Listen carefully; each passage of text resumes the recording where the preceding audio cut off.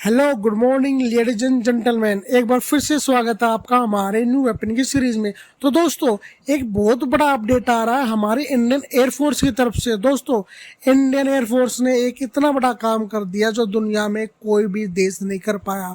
दोस्तों, आज Indian air force ने दुनिया को बता दिया कि हमारी रडार टेक्नोलॉजी कितनी ज़्यादा स्ट्रोंग है।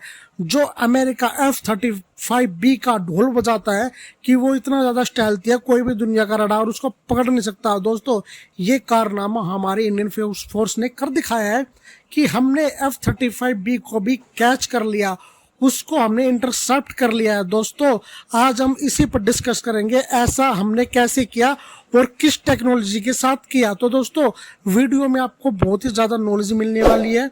तो जिन्होंने चैनल को सब्सक्राइब नहीं किया, चैनल को सब्सक्राइब कर लीजिए। तो शुरुआत करते हैं आज एक और नई सीरीज। दोस्तों, अब मैं आपको डिटेल में बताता हूँ कैसे भारतीय वायुसेना ने एक स्टेल्थ विमान को, जिसका नाम विश्व में इतना ज्यादा है, उसको इंटरसेप्ट कर लिया। दोस्तों, F-35B लाइटिंग विमान ब्रिटेन के रॉयल नेवी के बेड़े का हिस्सा है। इसे वर्टिकल लैंडिंग की क्षमता के लिए जाना जाता है। जानकारी के अनुसार इस विमान ने एक ब्रिटिश युद्ध पोस्ट से उड़ान भरी। ब्रिटेन का ये F-35B लाइटिंग विमान सामान्य गश्त पर था। इस दौरान पायलट ने देखा कि विमान में फ्यूल मात्रा काफी खतरनाक रूप से कम होती जा रही है। ऐसी कंडीशन को देखते हुए पायलट ने इमरजेंसी लैंडिंग की जरूरत महसूस की और उसने देखा कि हमारे जो नजदीक जो ऑप्शन जो हवाई अड्डा नजर आ रहा है, वो अब हवाई अड्डा केरल के नजदीक नजर आ रहा है। तो दोस्तों, उसने सोचा कि मैं केरल के पास जाके इसकी इमरजेंसी लैंडिंग करा दूंगा। पर दोस्तों, जैसे वो इंडिया की सीमा में आया तो इंडियन एयरफोर्स के रडार ने उसको इंटरसेप्ट कर लिया। तो दोस्तों, एक स्टेल्थ विमान को इंटरसेप्ट करना एक बहुत बड़ी बात है, वो भी F-35B को। तो दोस्तों, हमारी टेक्नोलॉजी, रडार टेक्नोलॉजी कितनी ज़्यादा एडवांस हो चुकी है और दुनिया ने इसका लोहा मान लिया है। दोस्तों, ये एयरक्राफ्ट 5वीं पीढ़ी का बहुभूमिका वाला लड़ाकू विमान है, जिसमें स्टेल्थ टेक्नोलॉजी है और काफ़ी एडवांस सेंसर है। तिरुवनंतपुरम एयर ट्रैफिक कंट्रोल और स्थायी हवाई अड्डा प्राधिकरण ने तत्काल प्रतिक्रिया देते हुए रनवे खाली कराए और विमान को सुरक्षित उतरने के लिए प्राथमिकता दी। इसके तुरंत बाद भारतीय वायुसेना और अन्य एजेंसियों ने आवश्यक तकनीक सहायता व ईंधन की आपूर्ति सुनिश्चित की।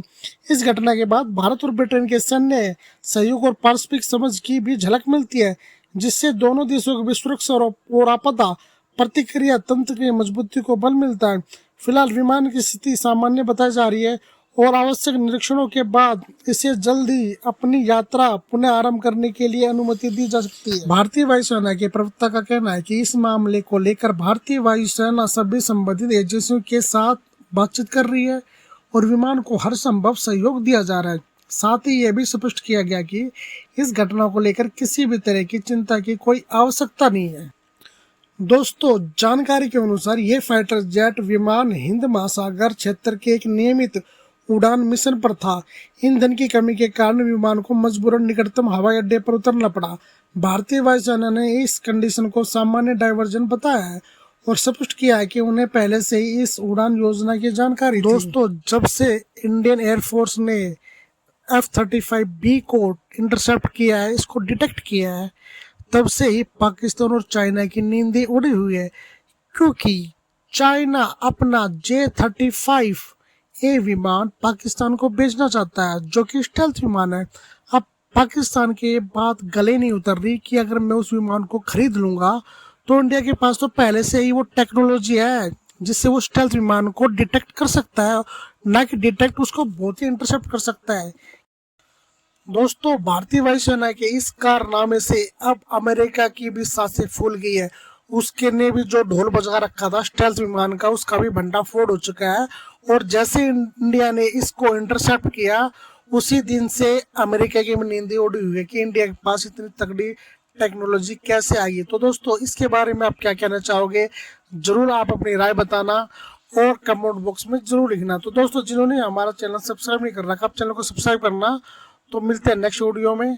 Thank you.